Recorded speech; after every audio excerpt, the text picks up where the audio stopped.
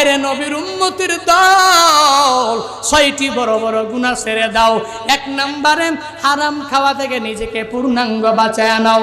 2 নম্বরে পূর্ণাঙ্গভাবে বান্দার জবানটাকে হেফাজত করো। মিথ্যা বলা যাবে না, জবান দিয়ে কশিন কালেও গীবত করা যাবে না। 3 নাম্বার, এরে বান্দা যেই গুনাহটা তুমি করতে পারবা না, ওই গুনাহটা হলো বান্দা তোমার চোখের যেই জেনা, এই জেনা তুমি করতে পারবা না। ওই গায়রে মাহরাম কোনো মহিলার দিকে তাকাবা না, গায়রে মাহরামের সাথে কথা বলতে চেষ্টাও করবা না। 4 নাম্বার, নিজেকে ছোট মনে করে চলবা, অন্যকে বড় মনে করবা।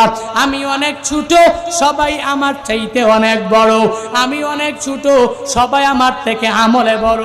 আমি এলেমে ছোট, সবাই আমার থেকে এলেমে বড়। আমি হেলেমে ছোট, সবাই আমার থেকে হেলেমে বড়।